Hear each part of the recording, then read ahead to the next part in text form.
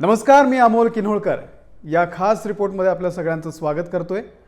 Pushpa the rise Allu अर्जुनचा हा cinema 7 जानेवारीला म्हणजे शुक्रवारी रात्री 8 वाजता Amazon प्राइमवरती प्रदर्शित होणार आहे। मंडळी, या सिनेमानं पूर्ण गेल्या वर्षामध्ये आणि या वर्षाचे सुद्धा आतापर्यंतचे सगळे रेकॉर्ड तोडलेले आहेत।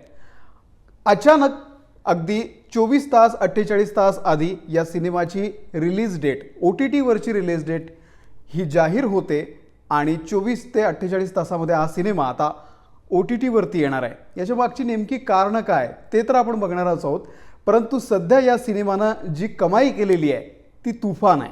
कारण आपण जर बघितलं की 17 डिसेंबरला हा सिनेमा जेव्हा प्रदर्शित झाला तेव्हा त्याच्यासोबत स्पायडरमॅन होता।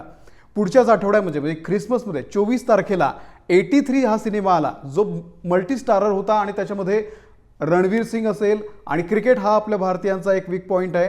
त्या एवढ्या मोठ्या घटनेवरती हा सिनेमा असल्यामुळे पुष्पा कुठेतरी मागे पडेल असं वाटत होतं, पण पुष्पानं 83 ला सुद्धा मागे टाकलेला आहे। आज तिसऱ्या आठवड्यामध्ये पुष्पानं कालची जर त्याची कमाई बघितली तर कालच्या एका दिवसामध्ये पुष्पानं 2,10,00,000 रुपयांचा गल्ला कमवला। तर तिथेच 83 म्हणजे जो अगदी 14 दिवस पण त्याला पूर्ण झालेले नाही आहेत, अजून 10 दिवसच पूर्ण झालेले आहेत, त्या सिनेमानं आतापर्यंत फक्त 1,48,00,000 रुपये काल कमावलेले होते।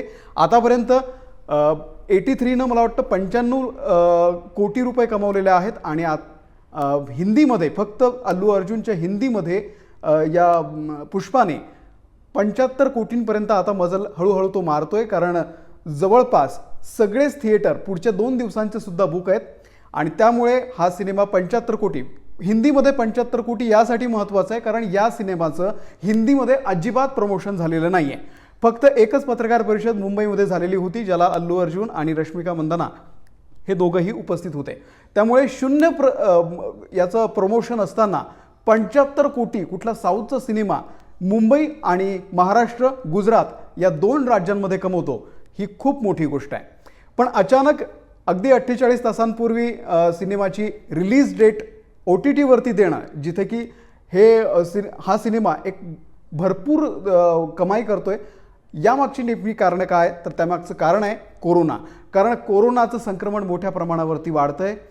पुढच्या काही तासांमध्ये 1 किंवा 2 दिवसांमध्ये देशभरामध्ये सुद्धा लॉकडाऊन लागू शकतो, मुंबईमध्ये सुद्धा लॉकडाऊन लागू शकतो, दक्षिणेतल्या काही राज्यांमध्ये सुद्धा लॉकडाऊन आता जवळपास लागू शकतो। कारण वीकेंड कर्फ्यू हा कर्नाटकमध्ये जाहीर करण्यात आलेला आहे। त्यामुळे हा सिनेमा कन्नड, मल्याळम, तेलुगू आणि तमिळ या 4 भाषांमध्येच OTT वरती असेल। हिंदीमध्ये हा सिनेमा आजही हाऊसफुल चालू आहे, मोठ्या प्रमाणावरती कमाई करतोय आणि त्यामुळे हा सिनेमा हिंदीमध्ये सध्या तरी प्रदर्शित होणार नाही। त्यासाठी काही काळ आपल्याला वाट पाहावी लागेल। कदाचित पुढच्या 15 दिवसांमध्ये किंवा 3 आठवड्यांमध्ये हा सिनेमा हिंदीमध्ये सुद्धा आपल्याला Amazon प्राइमवरती पाहायला मिळू शकतो। परंतु सगळ्यांसाठी अत्यंत महत्त्वाची बातमी आहे, कारण ज्या लोकांना थिएटरमध्ये जाऊन पुष्पा पाहता आला नाही त्यांना सबटायटल्ससह हा सिनेमा आता Amazon प्राइमवरती तमिळ, तेलुगू, कन्नड आणि त्यासोबतच मल्याळममध्ये सुद्धा पाहता येऊ शकतो। या सिनेमाचं वैशिष्ट्य हे आहे की या सिनेमानं गेल्या वर्षभरामध्ये जेव्हापासून हा सिनेमा रिलीज झालाय तेव्हा रोज नवीन रेकॉर्ड केलेले आहेत आणि त्यामुळे या सिनेमाविषयी अनेकांची उत्सुकता ताणली गेलेली होती। कारण 83 एवढा मोठा बिग बॅनर सिनेमा, परंतु त्याची कमाई गेल्या 10 ते 12 दिवसांमध्ये अजूनही 100 कोटीपर्यंत पोहोचलेली नाहीये। तिथे पुष्पानं वर्ल्ड वाईड 300 कोटी रुपये कमवलेले आहेत आणि हिंदीमध्ये 0 प्रमोशन असताना ती कमाई आता 75 कोटींच्या घरामध्ये पोहोचलेली आहे। OTTचे जे त्याचे राईट्स असतात ते अजून वेगळ्या कोटींमध्ये आहेत, त्यामुळे हा सिनेमा जवळपास 400 कोटी 500 कोटीच्या पर्यंत पण जाऊ शकतो। आणि मला वाटतं पॅन इंडिया म्हणजे पूर्ण देशभरामध्ये अल्लू अर्जुनचा हा पहिला हिंदी सिनेमा आहे, पहिला असा सिनेमा आहे जो पूर्ण देशभरामध्ये प्रदर्शित झाला आहे। आतापर्यंत हे सिनेमे तमिळ, तेलुगू या 2 भाषांमध्ये प्रदर्शित व्हायचे, काही ठिकाणी कर्नाटक आणि केरळमध्ये व्हायचे, परंतु त्यालाही फार शो नसायचे। परंतु यावेळी अल्लू अर्जुनने हा सिनेमा मोठ्या प्रमाणावरती रिलीज केला आणि हिंदीमध्ये न भूतो न भविष्यती अशी त्यानं कमाई केलेली आहे। हिंदीमध्ये अजून कमाई करतोय आणि त्याचमुळे हा सिनेमा आता हिंदीमध्ये आपल्याला लगेच पाहता येणार नाही, त्यासाठी थोडे दिवस वाट पाहावी लागेल। काही दिवसांची आकडेवारी जर बघितली आपण तर पहिल्या आठवड्यामध्ये पुष्पाने कमाई केली होती 26,89,00,000 रुपयांची। ही कमाई फक्त हिंदीमधली मी सांगतोय। दुसऱ्या आठवड्यामध्ये 20,20,00,000 रुपये, माफ करा, 20,20,00,000 रुपये कमवले होते, थोडे कमी पहिल्या आठवड्यापेक्षा। परंतु तिसऱ्या आठवड्यामध्ये ही कमाई कैक पटीनं वाढली। तिसऱ्या आठवड्यामध्ये आतापर्यंत 5 दिवस झाले आणि 5 दिवसांमध्ये 23 कोटी रुपये या सिनेमानं कमवलेले आहेत आणि पुढचे 2 दिवसांमध्ये हीच कमाई 25 कोटींच्या पुढे जाईल। म्हणजे पहिल्या आठवड्यामध्ये रिलीज झाल्यानंतर 26 कोटी आणि तिसऱ्या आठवड्यामध्ये ही कमाई तेवढीच। हे सुद्धा महत्त्वाचं आहे कारण मोठ्या प्रमाणावरती या सिनेमाची माउथ पब्लिसिटी झालेली आहे। अल्लू अर्जुनचा हा सिनेमा खूप लोकांच्या पसंतीस उतरतोय। तिकडे दुसरीकडे जर आपण बघितलं तर गेल्या 11 ते 12 दिवसांमध्ये म्हणजे 24 तारखेपासून जेव्हापासून 83 हा सिनेमा आला, हा सिनेमा पूर्णतः बारगळलेला आहे। आतापर्यंत या सिनेमानं 95 कोटीच रुपये कमवलेले आहेत, 100 कोटींचा गल्ला सुद्धा कमवलेला नाही आहे। अशी अपेक्षा होती की ख्रिसमस आणि लॉंग वीकेंड पहिल्या 3 दिवसांमध्ये 100 कोटी 83 कमवेल, परंतु त्यानं ते कमवलेले नाही आहेत। अशा वेळी दक्षिणेतला एक सिनेमा ज्याची अजिबात प्रमोशन मुंबई किंवा उत्तर भारतामध्ये झालेलं नाही आहे, महाराष्ट्रामध्ये झालेलं नाही आहे, त्या सिनेमानं एवढे कमाई करणं ही अत्यंत महत्त्वाची बाब आहे। आता हा सिनेमा एवढे पैसे का कमवतोय याच्या मागची काही कारणं आपल्याला पाहावी लागतील। अल्लू अर्जुनची पब्लिसिटी, अल्लू अर्जुनची जी लोकप्रियता आहे ना, ती देशभरामध्ये कशी पोहोचलेली आहे हे या सिनेमानं सिद्ध केलेलं आहे। आणि मला वाटतं अल्लू अर्जुन जेव्हा नेक्स्ट टाइम त्याचा सिनेमा जेव्हा रिलीज करेल तेव्हा तो हिंदीमध्ये नक्की असणार आहे, कारण एवढ्या कमाईची अपेक्षा अल्लू अर्जुन किंवा सुकुमार या सिनेमाचे डिरेक्टर मेकर्स यांना अजिबात नव्हती, परंतु ही कमाई मोठ्या प्रमाणावरती झालेली आहे। याची काही कारणं अशी आहेत की अल्लू अर्जुनचे सिनेमे ह्या आतापर्यंत आपण टीव्हीवरती पाहिलेले आहेत, यूट्यूबवरती पाहिलेले आहेत आणि त्याला तुफान प्रतिसाद असतो। अल्लू अर्जुनची डान्सची स्टाईल असेल, त्याची डायलॉगची स्टाईल असेल, त्याची ॲक्शन असेल, त्याचा रोमांस असेल, हे सगळं खूप प्रसिद्ध आहे आणि खूप मोठ्या प्रमाणावरती अल्लू अर्जुननं आपले फॅन फॉलोईंग वाढवलेला आहे आणि त्याचा फायदा आपल्याला बघतो की कुठलीही पब्लिसिटी नसताना एवढी मोठी कमाई करणं। यासोबतच या सिनेमाचं एक महत्त्वाचं कारण म्हणजे मला वाटतं 2004 साली अल्लू अर्जुनचाच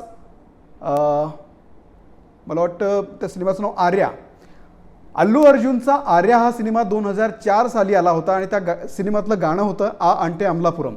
हे गाणं इतकं प्रसिद्ध झालं होतं की त्या काळी कोणालाही गाण्याचे शब्द कळत नव्हते, परंतु लोक या गाण्यावरती थिरकायचे, नाचायचे, डान्स करायचे। हा असा एक पहिला तेलुगू सिनेमा असेल ज्या सिनेमानं उत्तर भारतातला, मुंबईमधला, महाराष्ट्रामधला ज्या लोकांना ही भाषा कळत नाही तो ऑडियन्स दक्षिणेतल्या सिनेमाकडे वळवला। 17 वर्षांपूर्वी जेव्हा अल्लू अर्जुन अगदी नवखा होता, 20 वर्षाचा होता आणि या सिनेमाचे म्हणजे हे गाणं जेव्हा प्रदर्शित झालं, या गाण्याचे डिरेक्टर होते देवी श्री प्रसाद आणि दिग्दर्शक होते सुकुमार। आता हे तिघं 17 वर्षांनंतर एक सिनेमा बनवतात आणि त्या सिनेमाचं नाव आहे पुष्पा द राईज। हे तिन्ही जण एकत्र आले आणि तोच करिश्मा त्यांनी यावेळी दाखवलेला आहे। त्यांची लोकप्रियता तसूभरही कमी झालेली नाही आहे, उलट मी तर म्हणतो की ती 100 पटीनं वाढलेली आहे, कारण सिनेमानं 300 कोटींच्या क्लबमध्ये आता पाऊल ठेवलेलं आहे आणि 300 कोटींच्या क्लबमध्ये त्या सिनेमाचा समावेश झालेला आहे। त्यामुळे हा सिनेमा अत्यंत महत्त्वाचा आहे आणि जसं बॉक्स ऑफिसवरती या सिनेमानं कमाई केलेली आहे तशीच एक वेगळं रेकॉर्ड हा आता OTTवर सुद्धा करण्यासाठी सज्ज झालेला आहे। मला वाटतं सुशांत सिंग राजपूत यांच्या आत्महत्येनंतर दिल बेचारा हा सिनेमा जेव्हा रिलीज झाला होता तेव्हा त्या शुक्रवारी मोठ्या प्रमाणावरती या सिनेमाचे व्ह्यूअर्स वाढलेले होते। असे अनेक रेकॉर्ड अनेक सिनेमांनी आतापर्यंत बनवलेले आहेत। हे सगळे रेकॉर्ड सुद्धा कदाचित OTTवरचे सुद्धा नवे रेकॉर्ड आता पुष्पा द राईज हा सिनेमा बनवू शकतो। आता तुम्हाला प्रश्न पडला असेल की या सिनेमामध्ये असं काय आहे, तर या सिनेमाचा सगळ्यात मोठा USP आहे तो म्हणजे अल्लू अर्जुन। अल्लू अर्जुन या नावावरती मोठ्या प्रमाणावरती दक्षिणेमध्ये गर्दी होते आणि तीच गर्दी मुंबई, महाराष्ट्र, गुजरात आणि उत्तरेकडच्या राज्यांमध्ये सुद्धा होते, हे पुष्पानं दाखवून दिलेलं आहे। त्यामुळे अल्लू अर्जुनच्या फॅन्ससाठी ही एक मोठी ट्रीट आहे। दुसरी गोष्ट, नॅशनल क्रश रश्मिका मंदना सोशल मीडियावरती मोठ्या प्रमाणावरती ॲक्टिव्ह असते. तिचे सिनेमे जसं की आपण बघितलं की गीता गोविंदम असेल, डिअर कॉम्रेड असेल, हे सिनेमे यूट्यूबवरती मोठ्या संख्येनं पाहिले गेलेले आहेत आणि तिची सध्या दक्षिणेतली एक अग्रगण्य अभिनेत्री म्हणून सुद्धा ओळख आहे आणि खूप मोठं फॅन फॉलोईंग तिचं आहे. त्यामुळे अल्लू अर्जुन सोबत रश्मिका मंदनाला पाहणं ही सुद्धा या पुष्पा द राईजच्या सगळ्याच प्रेक्षकांसाठी एक मोठी ट्रीट असेल. तर अल्लू अर्जुन आणि रश्मिका मंदना यांच्यासोबतच सिनेमाच्या शेवटच्या अर्ध्या तासामध्ये एका वेगळ्याच कॅरेक्टरची एंट्री होते आणि ते कॅरेक्टर आहे फहाद फाजिल. फहाद फाजिलला तुम्ही जोजीमध्ये नुकतंच बघितलेलं असेल. त्यासोबतच कुंबलगी नाईट्स जो ॲमेझॉनवरती सिनेमा आहे, खूप मोठी चर्चा आहे त्या सिनेमाची, त्यामध्ये सुद्धा बघितलेला असेल. किंवा तुम्ही जर बँगलोर डेज बघितला असेल तर त्यामध्ये सुद्धा फहाद फाजिल आहे. हा एक असा सिनेमा आहे ज्याची सध्या दक्षिण भारतातल्या आणि खास करून मल्याळम सिने इंडस्ट्रीमध्ये मोठी क्रेज आहे आणि आपल्या नॅचरल अभिनयासाठी तो ओळखला जातो. त्यामुळे शेवटच्या अर्ध्या तासानंतर या सिनेमाला एक वेगळं वळण लागतं आणि पुष्पा द राईज याच्यानंतर दुसऱ्या पार्टची सुद्धा एक क्लू या दोघांच्या एंट्रीनंतर आपल्याला दिसतो. तो सिनेमाची मी स्टोरी तुम्हाला सांगत नाही, परंतु एक छोटीशी हा सिनेमा नेमका का आहे, कशावरती आहे ते सांगतोय. तर आंध्र प्रदेशमधल्या शेषाचलमच्या जंगलामध्ये लाल चंदनाची तस्करी त्यावरती ही स्टोरी आहे.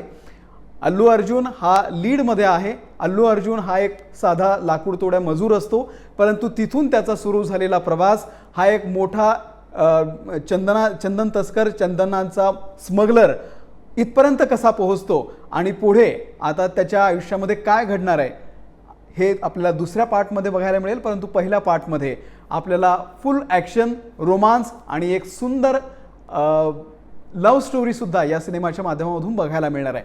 तर या मोठ्या स्टारकास्टसोबतच या सिनेमाचं म्युझिकसुद्धा अत्यंत महत्त्वाचं आहे. एका आयटम सॉन्गमध्ये समंथा दिसते, ती सुद्धा समंथाच्या सगळ्या या फॅन फॉलोअर्ससाठी एक ट्रीट आहे. त्याच्यानंतर सिनेमातली गाणी, सामी सामी हे गाणं तर तुफान व्हायरल झालेलं आहे. आपण इन्स्टावरती गेलो तर त्याचे अनेक रील्स आपल्याला बघायला मिळतात. श्रीवल्ली गाणं असेल किंवा आणखी सिनेमाचा बॅकग्राऊंड स्कोअरसुद्धा खूप महत्त्वाचा आहे. ॲक्शन ताबडतोड आहे आणि त्यासोबतच या सिनेमाचं जे डायलॉग डिलिव्हरी आहे ती सुद्धा खूप महत्त्वाची आहे. हिंदीमध्ये हा सिनेमा तुम्हाला बघायला मिळणार नसला, काही दिवसांनी बघायला मिळणार असला तरीसुद्धा या सिनेमातला अल्लू अर्जुनचा हिंदीचा आवाज मराठमोळ्या श्रेयस तळपदेनं दिलेला आहे. त्यामुळे हिंदीसाठी, आपल्या मराठमोळ्या लोकांसाठी हा सिनेमा एक खास वेगळी ट्रीट आहे. एबीपी माझा, उघडा डोळे बघा नीट.